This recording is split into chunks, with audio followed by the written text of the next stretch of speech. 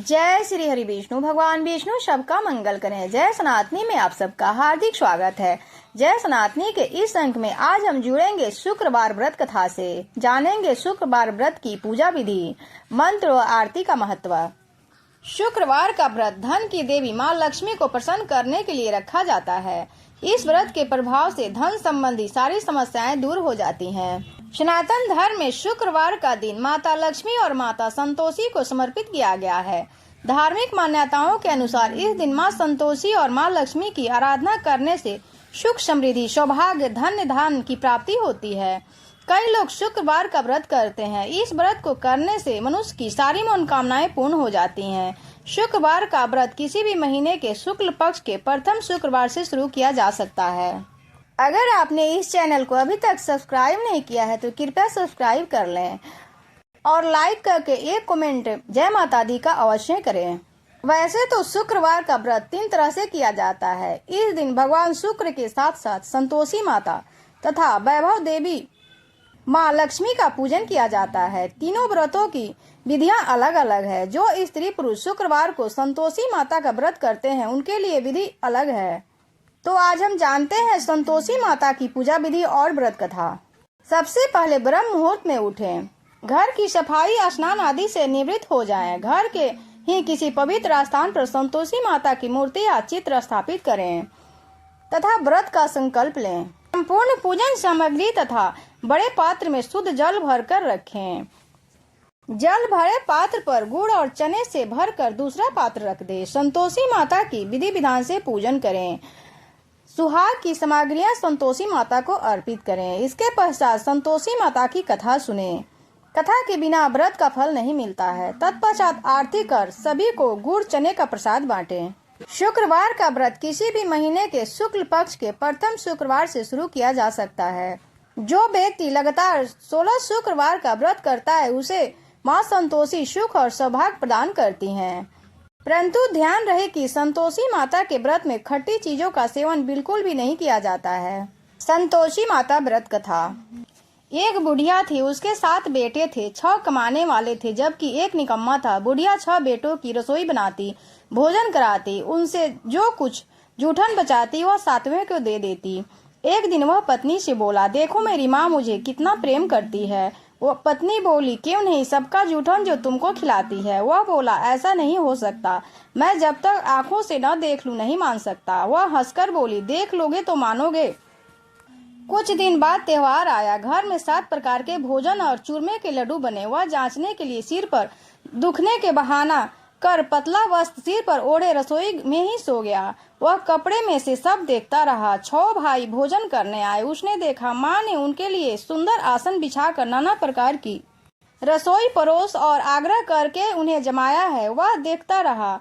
6 भोजन करके उठे तब माँ ने उनकी जूठन थालियों से लड्डू के टुकड़े उठाकर एक लड्डू बनाया। जूठन साफ कर बुढ़िया ने माँ ने उसे पुकारा। 6 बेटों भोजन करके चले गए, अब तू ही बाकी है, तू उठ कब खाएगा। यह कहने लगा, माँ मुझे भोजन नहीं करना, अब मैं परदेश जा रहा हूँ। माँ ने कहा, कल जाना तो आज ही चला जा। वह बोला, हाँ आज ही चला जा रहा हूँ। यह कहकर वह घर से निकल गया। चलते समय पत्नी की याद आई। वह गौशाला में कंडे उपला थाप रही थी। वहां जाकर बोला, हम जावे परदेश को, आवेंगे कुछ काल, तू रहियो संतोष से धर्म अपनों पास। वह बोली, जाओ पिया आनंद से, हमरो सोच हटाए, राम भरोसे हम रहे, ईश्वर तुम्हें सहाय।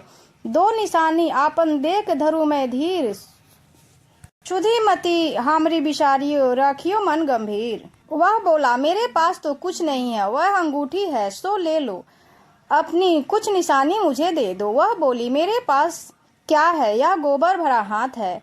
वह कहकर उसकी पीठ पर गोबर के थाप मार दी। वह चल दिया। चलते चलते दूर देश पहुंचा।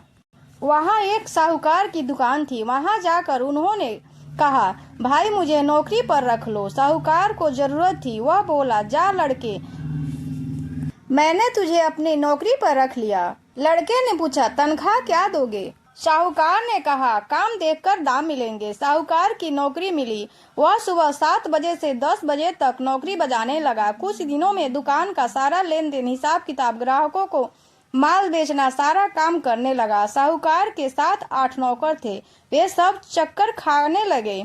यह तो बहुत होशियार बन गया। सेठ ने भी काम देखा और 3 महीने में ही उसे आधे मुनाफे का हिस्सेदार बना लिया। कुछ वर्ष में ही नामी सेठ बन गया और मालिक सारा कारोबार उस पर छोड़कर चला गया। इधर उसकी पत्नी को सास ससुर दुख देने लगे, सारी गृहस्थी का काम करा के उसे लकड़ी लेने जंगल में भेजते। इस बीच घर के आटे में जो भूसी निकलती उसकी रोटी बनाकर रख दी जाती और फूटे नारियल की नरेली में पानी। एक दिन वह लकड़ी लेने जा रही थी। रास्ते में बहुत सी स्त्रियां संतोषी माता का व्रत करती दिखाई दी। वह वहां जाकर बोली, कथा सुनने लगी और पूछी, बहनों, तुम किस देवता का व्रत करती हो और उसके करने का क्या फल है? यदि तुम इस व्रत का विधान मुझे बतला दो, समझा दो, तो मैं तुम्हारा बड़ा एहसान मानूंगी। तब उनमें से एक स्त्री बोली, सुनो, यह संतोषी माता का व्रत है। इसके करने से निर्धनता, दरिद्रता का नाश होता है और जो कुछ मन में कामना हो सब संतोषी माता की कृपा से पूरी होती है। तब उसने उससे व्रत की विधि पूछी। वह स्त्री बोली, 1.25 आने का गुड़ चना लेना, इच्छा हो तो 5.25 आने का लेना या 1.25 रुपये का भी सहूलियत के अनुसार लेना। बिना परेशानी और श्रद्धा व प्रेम से जितना भी बन पड़े सवाया लेना। प्रत्येक शुक्रवार को निराहार रहकर कथा सुनकर इसके बीच क्रम टूटे नहीं, लगातार नियम पालन करना। सुनने वाला कोई न मिले तो घी का दीपक जला के उसके आगे या जल के पात्र को सामने रखकर कथा कहना। जब कार्य सिद्ध हो नियम का पालन करना और कार्य सिद्ध हो जाने पर व्रत का उद्यापन करना। यदि किसी के ग्रह खोटे भी हो तो माता वर्ष भर में कार्य सिद्ध करती हैं। फल सिद्ध होने पर उद्यापन करना, बीच में नहीं। उद्यापन में 2.5 सेर आटे का खाजा तथा इसी परिणाम से खीर तथा चने का साग करना। 8 लड़कों को भोजन कराना। जहाँ तक मिले देवर देवरानी जेठानी भाई बंधु के हो न मिले तो रिश्तेदार और पास पड़ोसियों को बुलाना, उन्हें भोजन करा तथा शक्ति दक्षिणा देना।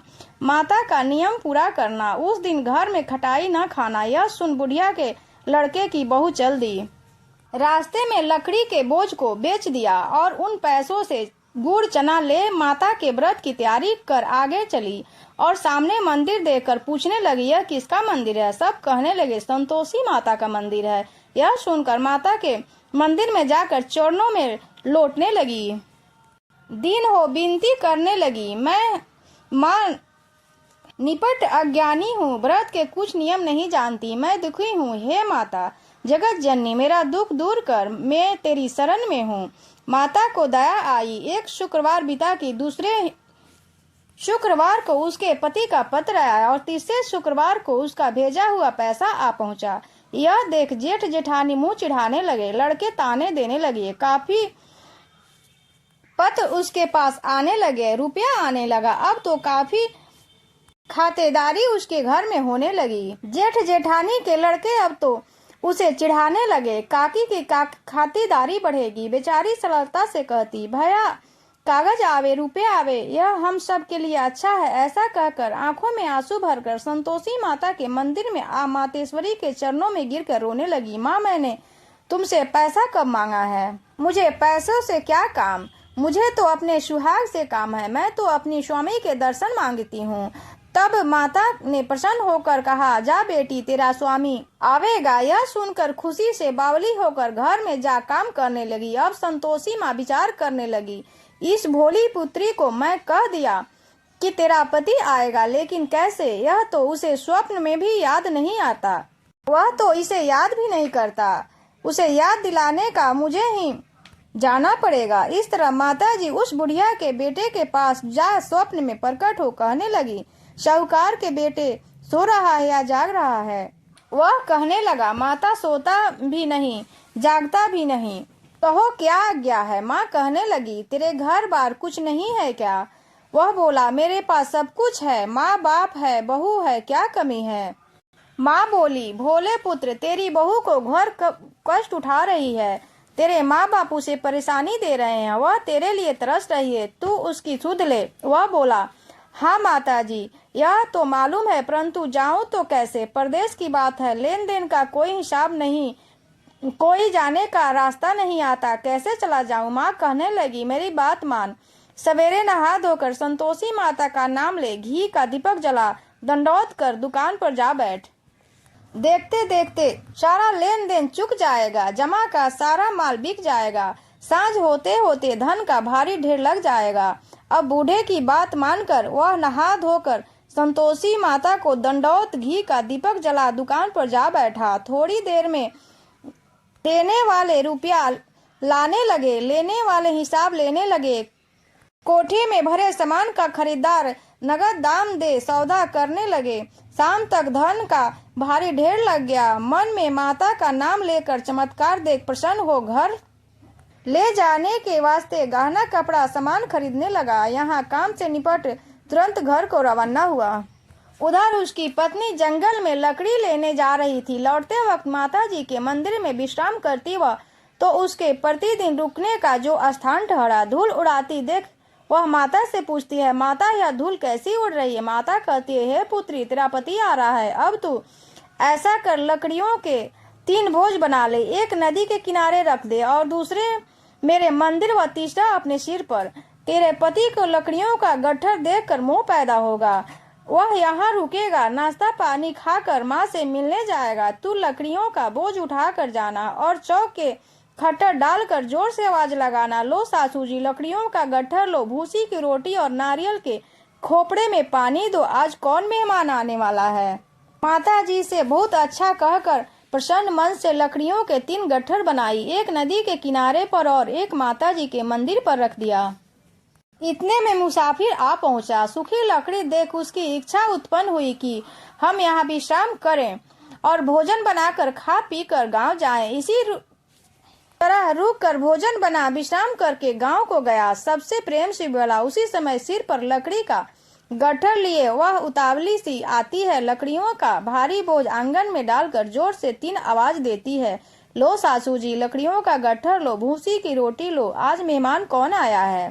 यह सुनकर उसकी सास बाहर आकर अपने दिए हुए कष्टों को भुलाने हेतु कहती है, बहू ऐसा क्यों कहती हो, तेरा मालिक ही तो आया है, आ बैठ, मीठा भात खा, भोजन कर, कपड़े गहने पहन। उसकी आवाज सुन उसका पति बाहर आया।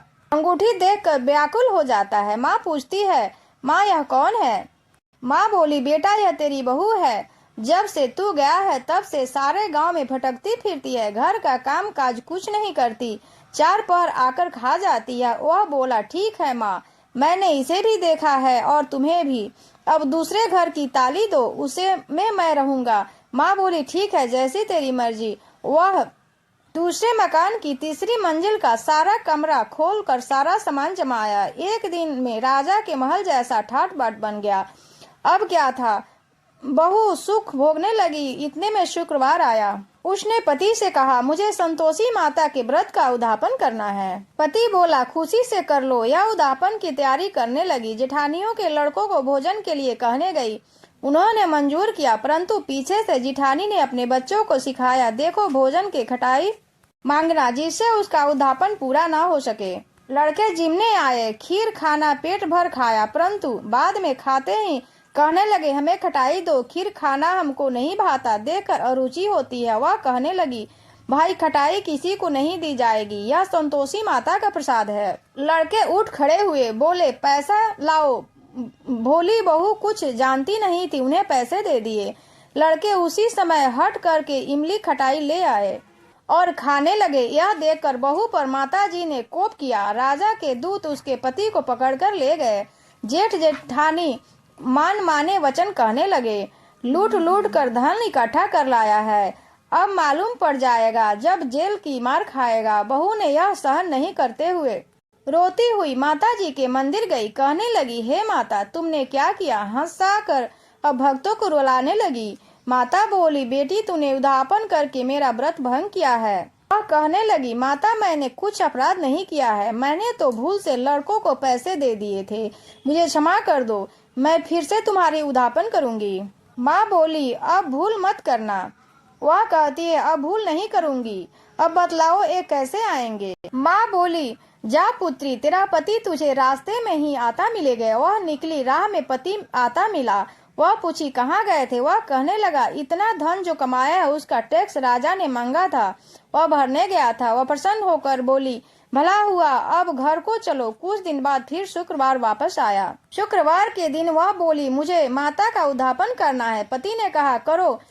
बहू फिर जेठ के लड़कों को भोजन को कहने गई। जेठानी ने एक दो बातें सुनाई और सब लड़कों को सिखाने लगी, तुम सब लोग पहले ही खटाई मांगना। लड़के भोजन करने से पहले कहने लगे हमें खीर नहीं खानी है, हमारा जी बिगड़ता है, कुछ खटाई खाने को दो। वह बोली खटाई किसी को नहीं मिलेगी, आना हो तो आओ। वह ब्राह्मण के लड़के लाकर भोजन कराने लगी। यथा दक्षिणा देकर एक एक फल उन्हें दिया। संतोषी माता प्रसन्न हुई। माता की कृपा होते ही 9वें मास में उसके चंद्रमा के समान सुंदर पुत्र पैदा हुआ। पुत्र को पाकर प्रतिदिन माता जी के मंदिर में जाने लगी। माँ ने सोचा यह रोज आती है, आज क्यों न इसके घर चलूं। यह विचार कर माता ने भयानक रूप बनाया। गुड़ चने से बना मुख, ऊपर सूंड के समान होठ, उस पर मक्खियां भिन भिन कर रही थी। देहली पर पैर रखते ही उसकी सास चिल्लाई देखो रे, कोई चुड़ैल डाकिनी चली आ रही है, लड़कों इसे भगाओ नहीं तो किसी को खा जाएगी। लड़के भगाने लगे, चिल्लाकर खिड़की बंद करने लगे। बहू रोशनदान से देख रही थी, प्रसन्नता से पगली बंद चिल्लाने लगी आज मेरी माताजी मेरे घर आई है। वह बच्चे को दूध पीने से हटाती है। इतने में सास का क्रोध फट गया। वो बोली क्या उतावली हुई है, बच्चे को पटक दिया। इतने में माँ के प्रताप से लड़के ही लड़के नजर आने लगे। वह बोली माँ मैं जिसका व्रत करती हूँ यह संतोषी माता है। सबने माता जी के चरण पकड़ लिए और विनती कर कहने लगे हे माता, हम मूर्ख हैं, अज्ञानी हैं, तुम्हारे व्रत का विधि हम नहीं जानते। व्रत भंग कर हमने बड़ा अपराध किया है। जग माता अपना हमारा अपराध क्षमा करो। इस प्रकार माता प्रसन्न हुई। बहू को प्रसन्न हो, जैसा फल दिया वैसा माता सबको फल दे। जो भी संतोषी माता का कथा श्रवण करे अथवा पढ़े